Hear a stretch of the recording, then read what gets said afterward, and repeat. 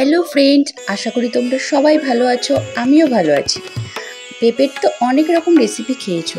আজকে তোমাদের সাথে নিয়ে এসেছি আমি একটা পেঁপে আলু পোস্তের রেসিপি। এটি করার জন্য প্রথমে আমি এরকম করে পেঁপেটাকে চৌকো চৌকো করে কেটে সেদ্ধ করে নিয়েছি। এবার একটি কড়াইতে আমি তেল দিয়ে দেবো। তেলটা দেওয়া হয়ে গেলে একটু শুকনো লঙ্কা ফোড়ন দিয়ে নেবো।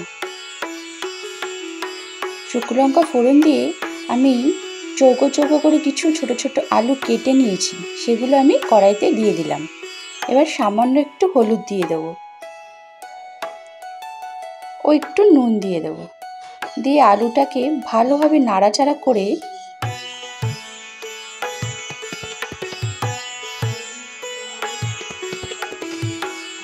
একটু ঢেকে দেবো আলুটা সেদ্ধ হওয়ার জন্য। এবার ঢাকা খুলে দেখবো আলুটা আমার হালকা হালকা ভাজা হয়ে গেছে। এবার এই সেদ্ধ করে রাখা পেঁপেটা এর উপরে আমি দিয়ে দেবো।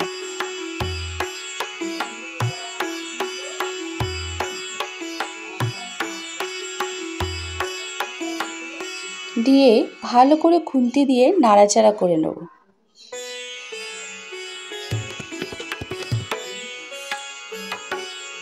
এবার একটি বাটিতে আমি পোস্ত লঙ্কা বেটে নিয়েছি ও এর উপরে আমি সামান্য হলুদ দিয়ে নিয়েছি।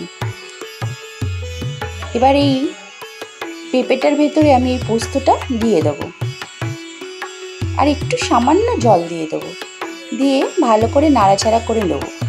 নিয়ে এবার আমি আর ঢাকবো না, খুলেই রেখে দেবো, কারণ পেঁপেটাও আমার সেদ্ধ হয়ে গেছে, আলুটাও সেদ্ধ হয়ে গেছে। এবার এর উপর দিয়ে আমি একটু নুন ও একটু চিনি দিয়ে নেব ও একটু সামান্য কাশ্মীরি মরিচ দেব। দিয়ে একটু জল দিয়ে দেবো। জল দিয়ে ভালো করে নাড়াচাড়া করে ঢাকাটা খুলেই রাখবো, কারণ ওটা ফুটে গেলেই ব্যাস আমার পেঁপে আলু পোস্ত রেডি হয়ে যাবে। দেখো বন্ধুরা, জলটা কিন্তু অনেকটাই টেনে এসছে, মাখা মাখা মতো হয়ে গেছে। আমার রেডি পেঁপে আলু পোস্ত। বন্ধুরা, এই পেঁপে আলু পোস্ত খেয়ে দেখবে নিরামিষ দিনে ডাল আর পেঁপে আলু পোস্ত হলে আর কিছুই লাগবে না।